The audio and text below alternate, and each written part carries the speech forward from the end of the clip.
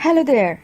You're tuning in to the 89th episode of the Audible Weed Walk. This is Nina welcoming you. This is the first podcast in August, a very special month for India and also Oroville. This year, as you know, is the 75th anniversary of the modern India as a nation-state and 150th birth anniversary of Sri Aurobindo.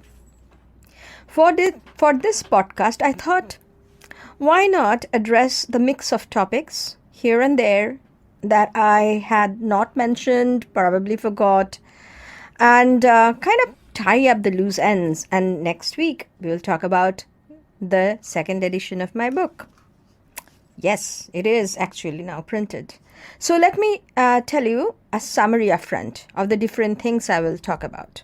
I will mention 2 to 3 greens that you can eat other than the confirmed bitters that are okay to eat during the rains, from time to time, of course, along with others that I've already talked about in the previous podcast.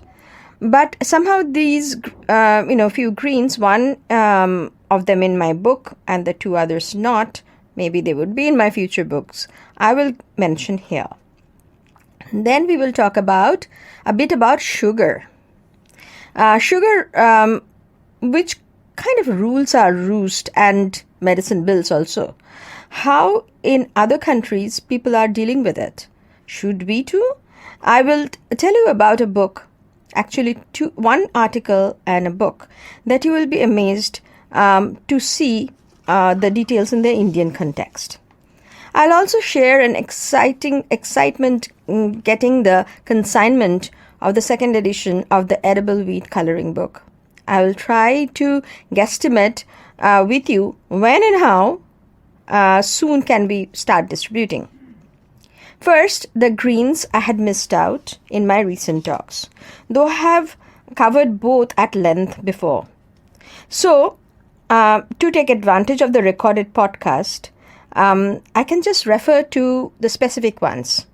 So, one plant that you can eat during this time, because it is pretty unconventional and it picks up very little water since it needs very little. Yes, I'm talking about the prickly pear plant or opuntia. It is called by different names in different parts of the country. Here it is called sapati kalli. Those who are familiar with and are fan of Mexican cuisine must be already saying yay in agreement. Please listen to my podcast number 74 called A Prickly Case of Ignored Food. I'm not going to go over the recipes or the benefits here, but have a listen to that podcast if you're interested. And it may be ignored here, but in many parts of the world, it's a hot favorite. The other green is still appearing, but may not soon. Until after the rains, it's called Cleome gynandra. It is a close cousin of Cleome viscosa. Cleome gynandra or valekire, locally as it is locally called, and it's also known as African spider plant, as one of the many common names. Throughout Africa, they are very popular, and in East Africa, it is often cooked with peanut sauce. In my pre-peanut allergy days, I could eat that too. I now simply substitute it with other nuts like pumpkin seeds or jackfruit seeds that are in the season. So important is the green for the health and well-being of the people that there is, I think, a tribe in Uganda who are even named after this particular plant, and the name is akeo. Maybe if time permits, I will give you a akeo recipe, but let's see. I will get a little excited. I get always a little excited talking about and reimagining Africa. Audible Weed Walk, podcast number 75, titled Let's Have a Beautiful, Colorful, Fresh and Weedy Beginning, Cleome gynandra or valekire. There is an Indian recipe for it. Check it out. Again, at the Audible Weed Walk YouTube channel, you will find this. But let me continue and talk about its cousin. Cousin of Cleome gynandra is called Cleome viscosa. You see this much more prevalent here. But it is a much ignored plant here also. Much smaller in size. You can easily make out the similarity, the family similarity when you look at it closely. Locally, it's called Nai Kadagu. Not eaten, though some people say it might be eaten. Sometimes it is used as a medicine, but it too is edible. But most importantly, the seeds of both these cousins, it's called jakhia in Hindi, and used sometimes uniquely and sometimes instead of mustard. But not in this region. It is a very popular spice, actually quite an expensive spice, that comes from Uttarakhand, UP and Himachal area. With so much growing around you, why not try some?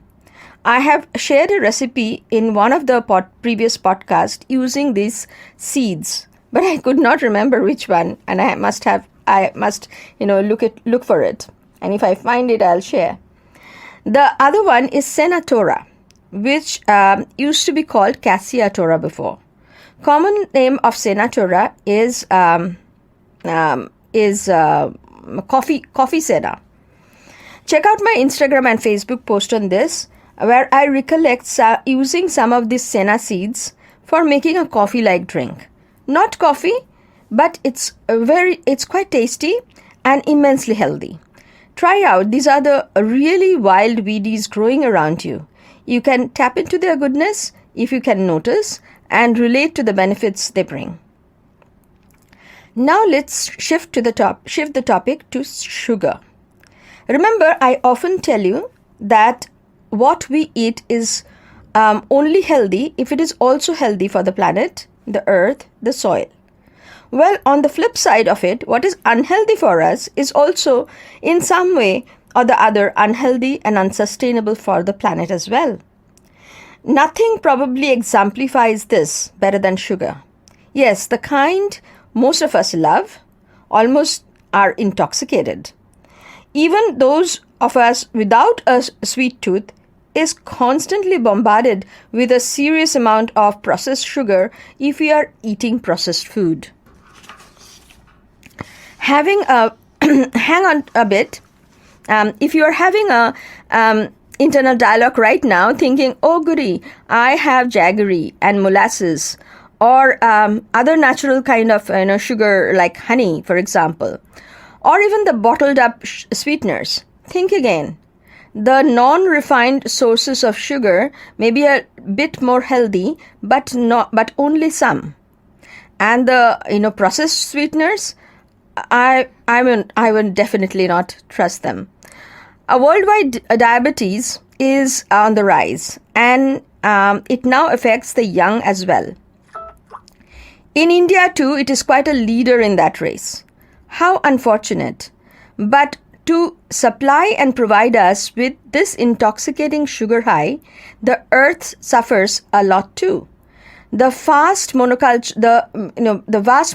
of sugar canes are just one way. I mean, sugar cane, the monoculture of it also requires the huge amount of water. Just recently, we even heard about abusive labor practices, even in India, where women were having hysterectomy so that they have fewer bio breaks during sugarcane harvesting season.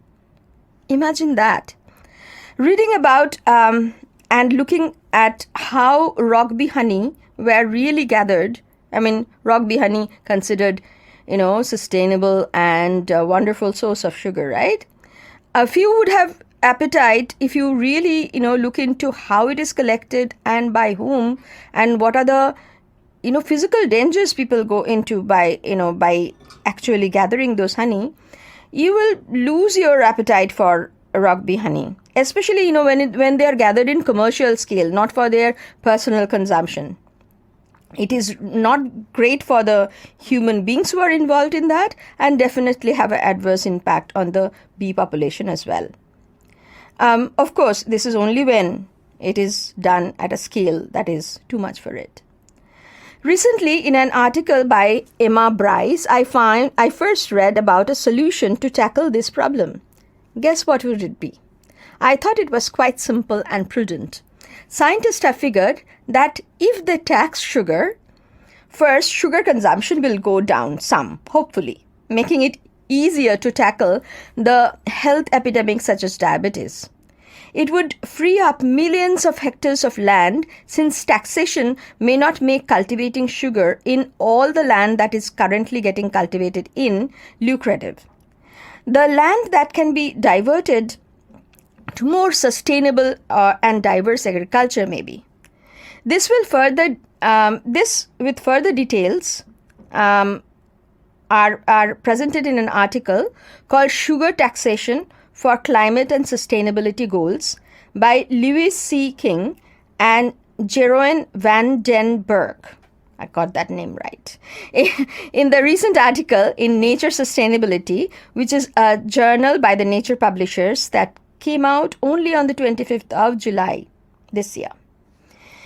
In this context, especially in the Indian context, to understand the science, history, and culture of our sugar fixation, you must read a recently published book called Sugar, the Silent Killer by Damayanti Datta. It's a very well-researched, well-written, and well-explained book. And it is receiving absolute rave reviews. Check it out, especially if you have a sweet tooth and if you are wondering why some of your friends or relatives are tackling with diabetes. Now my book, Edible Weeds and Naturally Growing Plants in Auroville.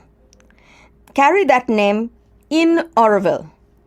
But the 40 plants included in the book are found everywhere, within India, in the tropics, and some plants or their close cousins are also present in the temperate regions, especially during the summer. I still remember noticing Commelina communis, which is a cousin of Commelina bengalensis, the Bengal day flower that grows around us in profusion, and in the book, while taking a walk in North Carolina. And then a friend of mine, Rosie Harding, recently posted a photo where she has them in her gorgeous terrace garden in France. While I was marveling at it, I got the news the book is ready. It has been months of working at it, and it is not just simply changing the date and bringing out the next edition. Now, looking at how to set it up online or in person so that people can access it better. As soon as the experts who know way more than me about this will tell me that the portal is ready, we will start distributing. I'll talk about it more next time. I realized I didn't share the recipe of akeo. Well, I promise I will put it up on my Instagram post. So check it out.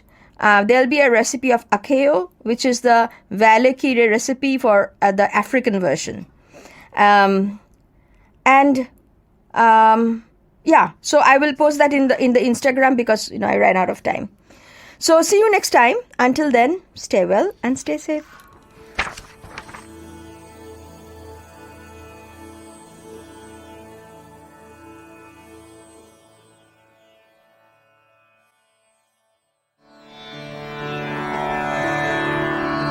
This is Audible Radio, voices from the city of dawn.